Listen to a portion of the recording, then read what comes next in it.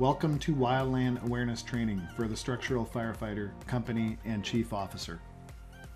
This 4-part series will provide you a basic understanding of brush and wildland fires at the awareness level. In the series, we will cover basic terminology, firefighter safety, command and control, and tactical deployment during initial attack.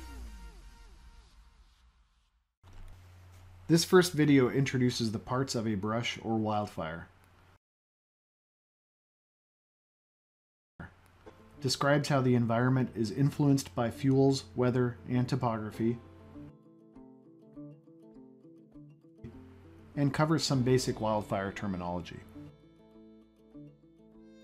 Areas of the fire are generally determined by the predominant direction of fire spread. The most rapidly moving portion is designated the head of the fire. Portions of the perimeter at right angles to the head are known as the flanks. And the slowest moving portion is known as the rear or heel of the fire. The long, narrow extensions of a fire projecting from the main body are known as fingers. A fire ignited outside of the perimeter of the main fire by flying sparks or embers are spot fires. And the location where materials were first ignited is called the origin. It is very important to protect this area to preserve physical evidence. In this example of a brush fire with exposures, notice the heel or origin, the left and right flanks, and the head of the fire. The fire behavior triangle of fuels, weather, and topography is a mnemonic that explains how these three components interact on a large scale in the risky, unpredictable nature of brush and wildland fires. There are 4 basic fuel types: grass,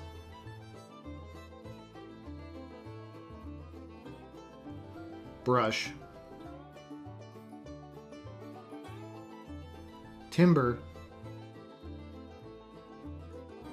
and slash fuel types. Ground fuels are all combustible materials lying beneath the surface, including deep duff, roots, and rotten buried logs. Surface fuels are all materials lying on or immediately above the ground, including needles, leaves, grass, downed logs, stumps, and low shrubs. Aerial fuels are green and dead materials located in the upper forest canopy, such as tree branches, snags, moss, and high shrubs. Any fuels that provide a connection between the surface and the upper canopy are called ladder fuels.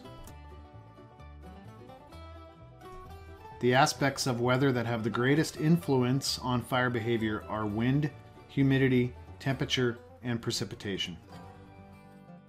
Humidity and precipitation both influence the degree to which fuels are saturated with water. Temperature plays a lesser role, but along with lowering humidity, higher temperature dries out fuel for a more intense burn. Wind has played a vital role in every catastrophic fire in history.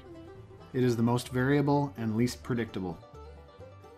Any changes in wind speed and/or direction should be communicated and monitored. Topography is the lay of the land, and with that in mind, fires don't burn the same on all landscapes.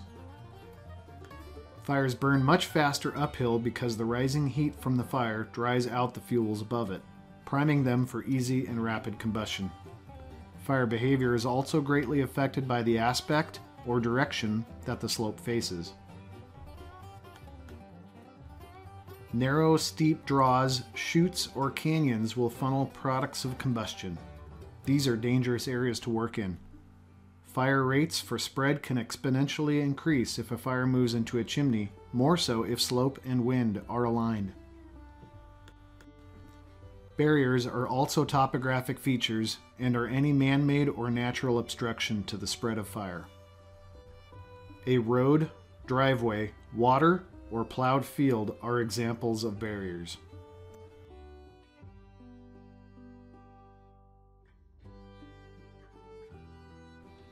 A fire burning without flame and barely spreading is a smoldering fire. Fire burning with a low flame and spreading slowly is a creeping fire. Running fire can be defined as a rapidly spreading surface fire with a well-defined head. Torching is characterized when trees occasionally burn from bottom to top.